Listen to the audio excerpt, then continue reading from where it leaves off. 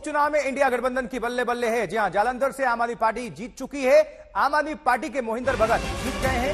हमीरपुर में बीजेपी उम्मीदवार अब आगे हैं। पहले कांग्रेस आगे चल रही थी, अब 7 राज्यों की बाकी 12 विधानसभा सीटों पर गिनती जा रही है। 12 अब इसलिए कह रहे हैं क्योंकि एक सीट का परिणाम तो आ गया है 13 में से। और रुझानों में इंडिया गठबंधन को बंपर बढ़त फिलहाल दिख रही है। पश्चिम बंगाल की सभी 4 सीटों पर टीएमसी आगे चल रही है। हिमाचल प्रदेश की 3 सीटों पर कांग्रेस आगे है। हालांकि देखिए, उत्तराखंड की मैंगलोर सीट पर भी कांग्रेस आगे है। तमिलनाडु में डीएमके आगे है। 13 में से सिर्फ 2 ही सीटें हैं जहां बीजेपी उम्मीदवार बढ़त है। और अभी की ब्रेकिंग न्यूज ये है, तुरंत का अपडेट आपको यह दे दे कि एक भी सीट पर फिलहाल बीजेपी आगे नहीं है। यह अभी की जानकारी है। 3 सहयोगी हमारे साथ इस वक्त जुड़ रहे हैं। पश्चिम बंगाल से, कोलकाता से सूर्याग्नि रॉय जुड़ चुके हैं।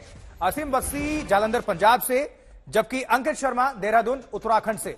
इस वक्त हम सबसे पहले कहां चलते हैं हम इस वक्त असीम बस्ती के पास, क्योंकि आम आदमी पार्टी यहां से जीत चुकी है जालंधर से।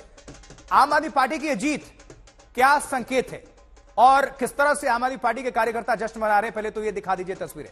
आपके यहां से आवाज आ रही है।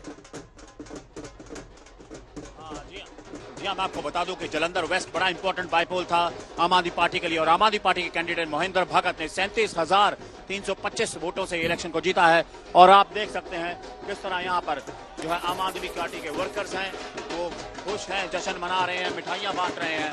और ये माहौल है यहाँ पर जालंधर वेस्ट में, क्योंकि आम आदमी पार्टी की जो परफॉर्मेंस थी वो लोकसभा में बहुत ज्यादा अच्छी नहीं थी। सिर्फ 3 सीटें जीती थी आम आदमी पार्टी ने 13 में से। और उसके बाद ये इलेक्शन बहुत बड़ा इलेक्शन था उनके लिए, और उनको लगता था कि अगर यहाँ से हम जीतेंगे तो एक मोमेंटम जो खिसक गया था वो मोमेंटम वापस आ जाएगा। और आगे भी 3 जो by election, 4 by election due हैं। और यहाँ पर तस्वीरें जालंधर वेस्ट में जीत की खुशी की। आम आदमी पार्टी की सरकार बनी थी पंजाब में 92 सीटों के साथ, और उसके बाद अब ये बाईपोल आया है, और वही उसी तरह की खुशी जो है आम आदमी पार्टी के वर्कर्स के चेहरे पर है, जिनको लगता है कि अब ये मोमेंटम उनके पास आएगा और 2027 इसके बाद एक बड़ा टेस्ट आएगा। यहाँ पे इंटरेस्टिंगली ये हुआ कि लोकसभा में जालंधर कांग्रेस जीती थी, जो कांग्रेस थी वो, और बहुत पीछे। जनता ने सबक सिखाया। जनता इस तरीके से धोखा देने वाले लोगों के साथ कभी नहीं जाती। और दूसरी बात ये है कि जनता का विश्वास पंजाब सरकार के साथ है, और जनता को पंजाब में भगवंत मान साहब का काम पसंद आ रहा है। Sir, ministry of home affairs ने अमेंड किया है जम्मू एंड कश्मीर भी। और चलिए, उत्साहित हैं आम आदमी पार्टी के जो मंत्री हैं। असीम, दोबारा आपका रुख करेंगे, आप दिखाइए तस्वीरें जरा और जानकारी दीजिए। एक सवाल साथ में ये भी जोड़ देता हूं कि यहां जानकारी मिल रही है कि कांग्रेस के जो कैंडिडेट हैं वो 3रे नंबर पर हैं और बीजेपी के जो प्रत्याशी हैं वो 2। तो पंजाब के जालंधर में अगर बीजेपी दूसरे नंबर पर आती है लोकसभा में कांग्रेस को पछाड़कर इस उपचुनाव में, तो इसके क्या मायने? जी हाँ, अभी कुछ समय पहले ही लोकसभा सीट, जो जालंधर लोकसभा सीट है, वो चरणजीत चन्नी ने जीती, कांग्रेस ने जीती, 2.25 लाख से जीती। और जालंधर वेस्ट में भी कांग्रेस ने लीड किया था। लेकिन अब जो नतीजा आया उसमें कांग्रेस नंबर 3 पे चली गई, बीजेपी नंबर 1 पे आ गई, और आम आदमी पार्टी जो है वो 37,000 से जीती। सो कांग्रेस के लिए भी अच्छे साइंस नहीं है कि लोकसभा जीतने के बाद सडनली जो स्लिप किया 23 नंबर पर, सडनली स्लिप किया। और अब आप देख सकते हैं बीजेपी थोड़ा सा गेन महसूस करेगी, लेकिन जिस तरह का जोर लगाना चाहा था नहीं लगाया। लेकिन वही है, 2022 में शीतल अंगुराल आम आदमी पार्टी के टिकट से यहाँ से जीते थे, बीजेपी में शामिल हुए, जिसके कारण ये यहाँ पर इलेक्शन हुआ, और शीतल अंगुराल अब दूसरे नंबर पर आए और आम आदमी पार्टी पहले नंबर पर आई। लेकिन कांग्रेस के लिए सोल सर्चिंग है कि अभी कुछ टाइम पहले ही, लगभग 1 महीना पहले ही उन्होंने ये सीट जीती थी, जालंधर की लोकसभा सीट, और अब विधानसभा सीट में यहाँ पर 3रे नंबर पर खिसक गए हैं। ये एक सोल सर्चिंग है, और आम आदमी पार्टी के लिए फिलहाल बहुत बड़ा बूस्ट है कि वो ये सीट जीत गए हैं। और आगे अब 4 जो बाई इलेक्शन ड्यू हैं उसके लिए उनको लगेगा कि मोमेंटम उनकी तरफ आ गया है। चलिए, आप नजर बनाकर रखिएगा। असीम, दोबारा आपका रुख करेंगे। अब जरा उत्तराखंड में क्या हालचाल है इसको जान लेते हैं, वहां के समीकरण क्या कहते हैं, और ये जानकारी देंगे देहरादून से हमारे संवाददाता अंकित शर्मा। अंकित, उत्तराखंड की जो सीटें हैं जहां पर उपचुनाव चल रहे हैं वो कौन कौन सी है और वहां पर अभी क्या स्थिति है?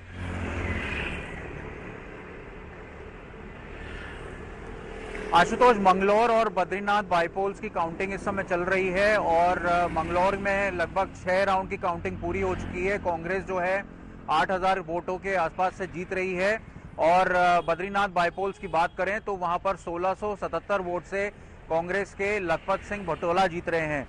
वहीं कांग्रेस के काजी निजामुद्दीन जो है मंगलौर से लीड में है, दूसरे नंबर पे बसपा है और तीसरे नंबर पे भाजपा है। भाजपा को महज 4000 वोट पड़े हैं, वहीं कांग्रेस को अभी तक 21000 से ज्यादा वोट पड़ चुके हैं और बसपा जो है वो नजदीक की टक्कर दे रही है क्योंकि हमेशा से ये बसपा का स्ट्रांग होल्ड रहा है और क्योंकि बसपा के लगातार वोट श्रिंक होते जा रहे हैं तो इस बार जो है लगता है कि कांग्रेस को इसका फायदा मिला है। वहीं बाहरी और लोकल कैंडिडेट की इसमें लड़ाई थी।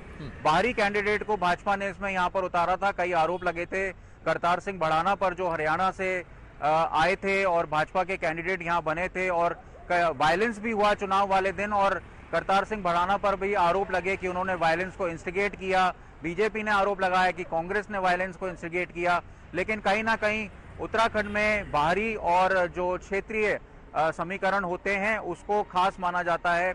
भू कानून और तमाम तरह के जो बिंदु मुद्दे यहाँ पर चल रहे हैं उसको देखते हुए, बाहरी कैंडिडेट को देखते हुए लोग किस तरह से वोट करते हैं। अभी 6ठा राउंड हुआ है, 4 राउंड बाकी हैं और देखना होगा कि आखिर तक क्या जो कांग्रेस है वो लीड लेके जाती है। वहीं बद्रीनाथ की अगर हम बात करें तो इसमें राजेंद्र भंडारी वर्सेस राजेंद्र भंडारी ही चुनाव चल रहा है क्योंकि कांग्रेस में जब राजेंद्र भंडारी थे तो उन्होंने जोशीमठ का मुद्दा उठाया था, लोगों के साथ धरने पर बैठे थे।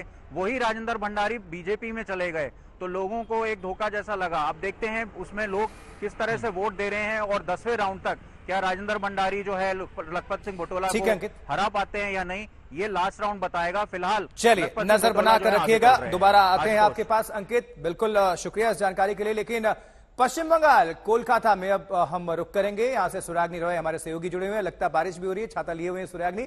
सुराग्नि, राजनीतिक माहौल क्या है? टीएमसी जानकारी मिल रही है कि उनके कैंडिडेट्स हर जगह आगे चल रहे हैं। देखिए, मौसम जो है वो धूप भी है, बारिश भी है, लेकिन कंफ्यूजिंग है। लेकिन पोल्स का रिजल्ट जो आ रहा है आशुतोष, कंफ्यूजिंग नहीं है। हाँ। एक ही तरीके का रिजल्ट आ रहा है जैसे 2024 के चुनाव में, लोकसभा के चुनाव में तृणमूल की तरफ एक स्विंग देखी गई थी, वही देखा जा रहा है 2024 के इन बाई पोल्स में।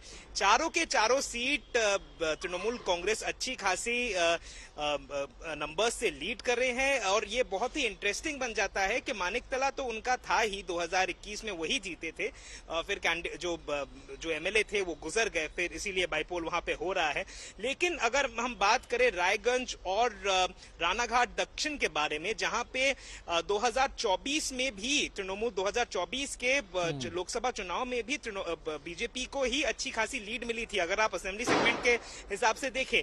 लेकिन यहां पर भी तृणमूल कांग्रेस के जो उम्मीदवार हैं, जो 2021 में बीजेपी के उम्मीदवार बने थे और जीते भी थे, फिर उन्होंने पार्टी छोड़ दी और तृणमूल में आ गए, लोकसभा का चुनाव लड़े भी, वो लोग लीड कर रहे हैं। तो इस पूरे अगर इसको समराइज किया जाए तो अभी तक 5 से 7 राउंड इन चारों में हो चुका है और हर सीट पे तृणमूल कांग्रेस की बढ़त जो है वो 15,000 के आसपास है और कई राउंड्स है आशुतोष, लेकिन लीड जो है अच्छी खासी लीड बना चुकी है तृणमूल कांग्रेस। और जिस हिसाब से ये जा रहा है, लगता तो यही है कि तृणमूल इन चारों के चारों सीटों को जीत जाएगी। ठीक है सुराग्नि, नजर बनाइएगा। आपका बहुत बहुत शुक्रिया। आप सभी सहयोगियों का धन्यवाद। अंकित जुड़े थे, असीम बस्ती, आपका भी धन्यवाद।